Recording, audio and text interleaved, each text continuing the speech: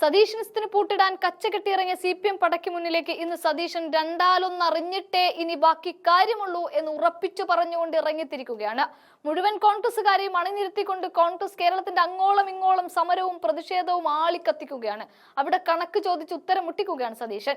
സത്യം പറഞ്ഞാൽ അയ്യപ്പന്റെ സ്വർണം കെട്ട വിഷയത്തിന് പുറമെ PM ശ്രീ പദ്ധതി കൂടി ആയപ്പോൾ മുഖ്യമന്ത്രിയുടെ സകല പരിപാടികളും ഇടിഞ്ഞു വീഴുകയാണ്. ഇവിടെ ശിവൻകുട്ടി എന്ന വിദ്യാഭ്യാസ മന്ത്രി ഇന്നലെ പറഞ്ഞതല്ല ഇന്ന് പറയുന്നത്, ഇപ്പൊ പറഞ്ഞതല്ല പിന്നെ പറയുന്നത്. എപ്പോഴും മലക്കം മറിച്ചിലാണ്. ഒരു പാർട്ടി, ഒരു ഭരണ സംവിധാനം അത് അതിന്റെ കാതലായ ആശയത്തിൽ നിന്ന് ഗതിമാറി സഞ്ചരിച്ച് തീർത്തും RSS അജണ്ടയ്ക്ക് മുന്നിൽ തലകുനിക്കുക എന്ന് പറയുന്നതിലും നല്ലത് ഈ പണി നിർത്തി പോകുന്നതാണ്.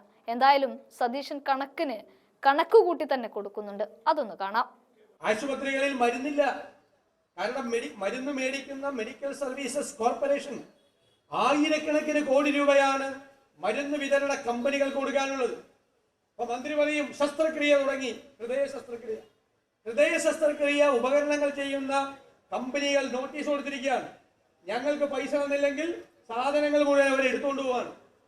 ആശുപത്രിയിൽ വിതരണം ചെയ്തിരിക്കുന്നത് മെഡിക്കൽ കോളേജിൽ ഓപ്പറേഷൻ ചെയ്യാൻ നമ്മൾ പോകണമെങ്കിൽ നമ്മൾ കത്രിക മേടിക്കണം, നൂല് മേടിക്കണം, സൂചി മേടിക്കണം, മരുന്ന് മേടിക്കണം. ആലപ്പുഴ ചെന്നപ്പോ ആലപ്പുഴ മെഡിക്കൽ കോളേജിൽ ഒരാളോട് എന്റെ സ്നേഹിതനാണ് പറഞ്ഞു, പഞ്ഞിയും കൂടി മേടിച്ചോണ്ടല്ലോ, ഇവിടെ പഞ്ഞിയില്ല മെഡിക്കൽ കോളേജിൽ. ആ സ്ഥിതിയിലാക്കി കേരളത്തിലെ ആശുപത്രികളെ മുഴുവൻ. കേരളത്തിലെ ആരോഗ്യ കേരളം വെന്റിലേറ്ററിലാണ്. എന്താ വൈദ്യുതി ബോർഡിന്റെ സ്ഥിതി?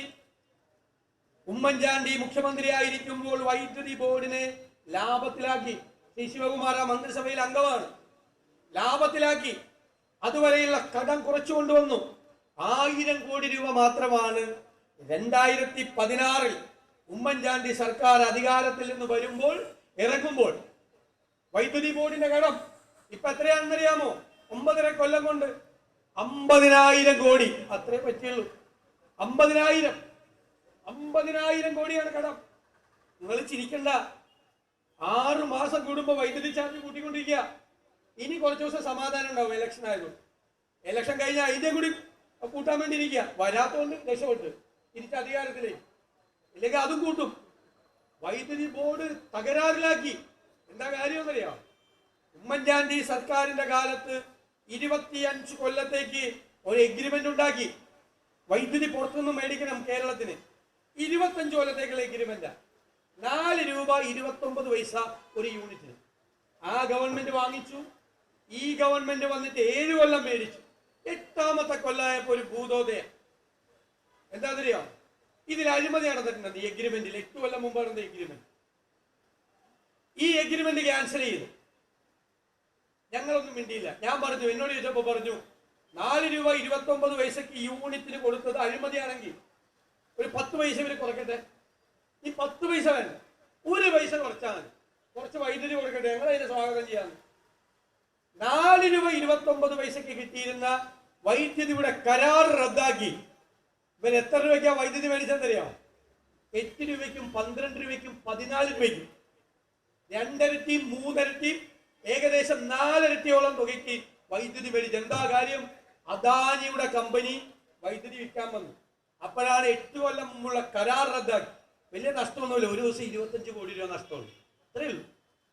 അപ്പൊ ഒരു കൊല്ലമാകുമ്പോ എത്രയും ആ നഷ്ടം അഴിമതി നടത്താൻ വേണ്ടി ആ വൈദ്യുതി കരാർ റദ്ദാക്കി 50,000 കോടി രൂപയുടെ കടത്തിലേക്ക് കൂപ്പൂത്തി. ജനങ്ങളെ ദ്രോഹിക്കുകയാണ് ഇവര്. ജനങ്ങളെ ദ്രോഹിക്കുകയാണ്.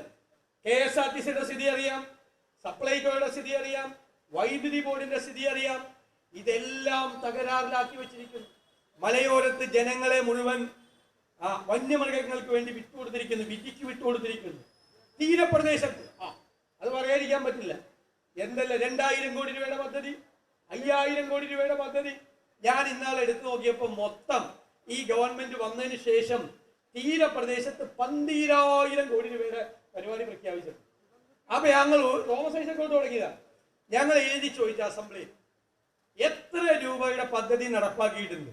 എന്താ മറുപടി എന്നറിയാം? വാട്ടപൂജ്യം. 12,000 കോടി രൂപയുടെ പദ്ധതി വിവിധ ബജറ്റുകളിലൂടെ പ്രഖ്യാപിച്ചിട്ട് കേരളത്തിൽ 1 രൂപയുടെ പദ്ധതി ഈ തീരപ്രദേശത്തെ പാവങ്ങൾക്ക് വേണ്ടി നടപ്പാക്കിയിട്ടില്ല. അവരെ വഞ്ചിച്ച സർക്കാരാണിത്. മലയോരത്തെ കർഷകരെ, ഈ കാർഷിക മേഖല എന്താ സ്ഥിതി? നെല്ല് സംഭരിച്ചാൽ കാശ് കൊടുക്കുക ഇല്ല.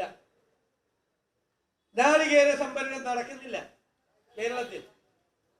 റബ്ബറിന് 250 രൂപ ആക്കാന്ന് പറഞ്ഞു, ആക്കിയോ?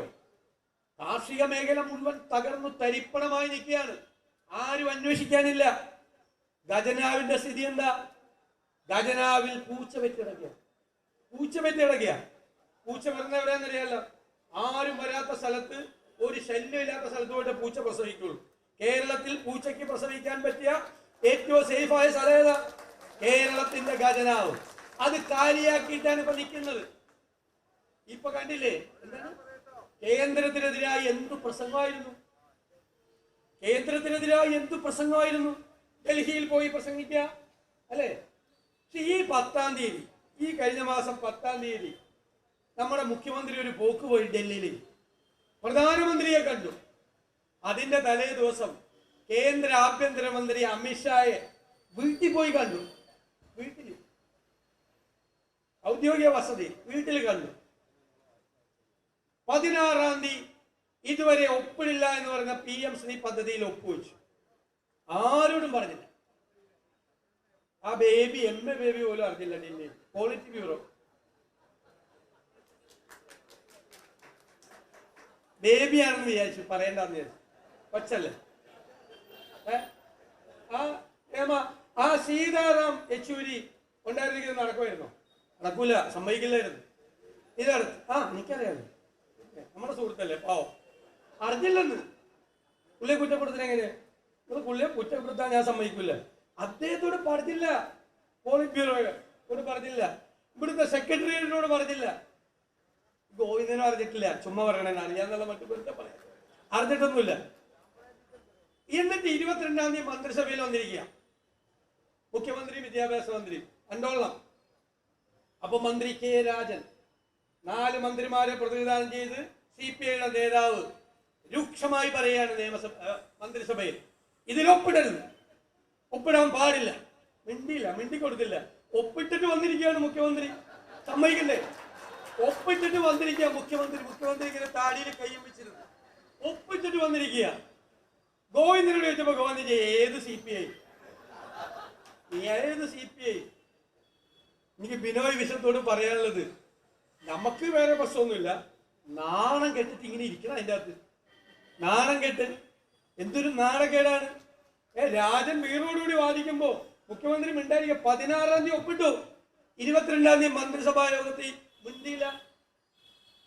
എന്നിട്ട് അതിൻ്റെ അകത്തിരിക്കും ഏത് CPI എന്ന് ചോദിക്കാം. ഇതാണ് സ്ഥിതി. ഇത് ആരും അറിഞ്ഞിട്ടില്ല. പാർട്ടി അറിഞ്ഞിട്ടില്ല, മുന്നണി അറിഞ്ഞിട്ടില്ല, സെക്രട്ടേറിയറ്റ് അറിഞ്ഞിട്ടില്ല, പോളിറ്റ് ബ്യൂറോ അറിഞ്ഞിട്ടില്ല, ബേബി അറിഞ്ഞില്ല, കുഞ്ഞറിഞ്ഞില്ല. എനിക്ക് മുഖ്യമന്ത്രിയോട് ചോദിക്കാനുള്ള ഒറ്റ കാര്യം മാത്രമേ, എന്ത് ബ്ലാക്ക് മെയിലിംഗ് ആണ് ഈ അമിത്ഷാ അങ്ങയുടെ മീതെ നടത്തിയത്? ഇത് ചെയ്തില്ലെങ്കിൽ എന്ത് ചെയ്യുമെന്നാണ് പറഞ്ഞത്. അതൊന്ന് പറഞ്ഞാൽ മതി, ഞങ്ങളോട് പറഞ്ഞാൽ മതി. കുട്ടികളെ രക്ഷിക്കാൻ വേണ്ടിയിട്ടാണ്, കേരളത്തിലെ കുട്ടികളെ രക്ഷിക്കാൻ വേണ്ടിയിട്ടാണ് ഇതിൽ ഒപ്പിട്ടെന്ന് പറയുന്നത്. ഏത് കുട്ടികളെ രക്ഷിക്കാനാന്ന് പറഞ്ഞാൽ മതി. മനസ്സിലായില്ല? ആരുടെ കുട്ടികളെ രക്ഷിക്കാനാണ് എന്ന് മാത്രം മുഖ്യമന്ത്രി പറഞ്ഞാൽ മതി. അപ്പൊ ക്ലിയർ ആവും, കാര്യങ്ങൾ ക്ലിയർ ആവും, ഒരു പ്രശ്നമില്ല. എന്തായിരുന്നു ഈ 26-ലെ തോൽവി? ആദ്യം തിരിച്ചറിഞ്ഞത് അവര് തന്നെയാണ്. അതിന്റെ വിഭ്രാന്തിയാണ് ഇപ്പൊ കാണിക്കുന്നത്, മുഴുവൻ വിഭ്രാന്തി.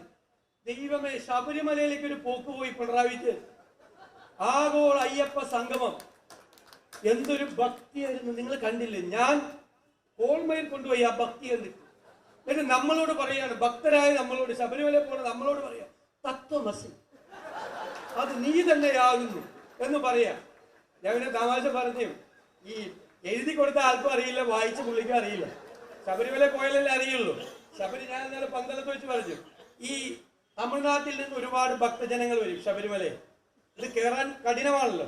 അവര് പണ്ടുണ്ടാക്കിയ ഒരു ശരണം വിളിയാണ് ഇത് കയറാൻ.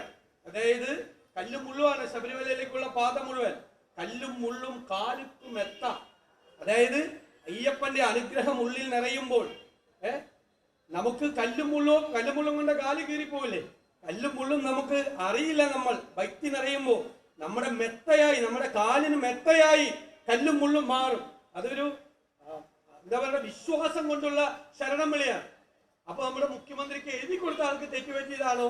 മുഖ്യമന്ത്രി വായിച്ചപ്പോ തെറ്റാണെന്നറിയില്ല. മുഖ്യമന്ത്രി എന്താ പറഞ്ഞത്? കല്ലും മുള്ളും കാലി കുത്താന്ന്. അപ്പൊ ഞാൻ ചോദിച്ചാൽ അത് ഏത് കുത്താണ്? കാലിക്കുത്ത. ഈ അയ്യപ്പനെ പറ്റിക്കാൻ പോയതാ. അയ്യപ്പനെ അറിയാൻ പാടില്ലാണ്ടാണ് പിണറായി വിജയൻ. അവിടുന്ന് തിരുവനന്തപുരത്ത് എത്തുന്നതിന് മുമ്പ് അയ്യപ്പന് ഒരു പണി കൊടുത്തു. എന്താ സ്ഥിതി? ശബരിമലയിലെ എന്താ പത്രത്തിൽ വന്നെന്താ നൊബേൽ സമ്മാനം കൊടുക്കേണ്ട സർക്കാരാണ്. സ്വർണം ചെമ്പാക്കി മാറ്റിയ രസതന്ത്രം കണ്ടുപിടിച്ചാണ്. രസതന്ത്രത്തിനുള്ള നോബൽ സമ്മാനമാണ് പിണറായി വിജയന് കൊടുക്കേണ്ടത് സർക്കാരിന്. സ്വർണം ചെമ്പാക്കി മാറ്റി. ഇപ്പൊ കണ്ടുപിടിച്ച് വന്നപ്പോൾ 2019 അയ്യപ്പന്റെ നേരത്തെ 20 കൊല്ലം മുമ്പ് 30 കിലോ സ്വർണം കൊടുത്താണ് അവിടെ. അത് കഥകിൽ പൂശി, കട്ട്ളയിൽ പൂശി, ദ്വാരപാലക വിഗ്രഹത്തിൽ പൂശി. ദ്വാരപാലക വിഗ്രഹം അവിടെ നിന്ന് എടുത്തു. മദ്രാസിൽ എത്താൻ വേണ്ടിയിട്ട് ഒറിജിനൽ അല്ല എത്തിയത്. 40 ദിവസം പിടിച്ചു. ഇവിടുന്ന് ചെന്നൈയിൽ എത്താൻ ഭയങ്കര പാടാണ് സാധനം. അതിന്റെ ഇടയിൽ വ്യാജ മോൾഡ് ഉണ്ടാക്കി ചെമ്പുപാളി. അതാണ് ചെന്നൈയിൽ എത്തിച്ചത്. ഇതെന്ത് ചെയ്തു? ഒറിജിനൽ ദ്വാരപാലക ശില്പം ഒരു കോടീശ്വരന് വിറ്റു.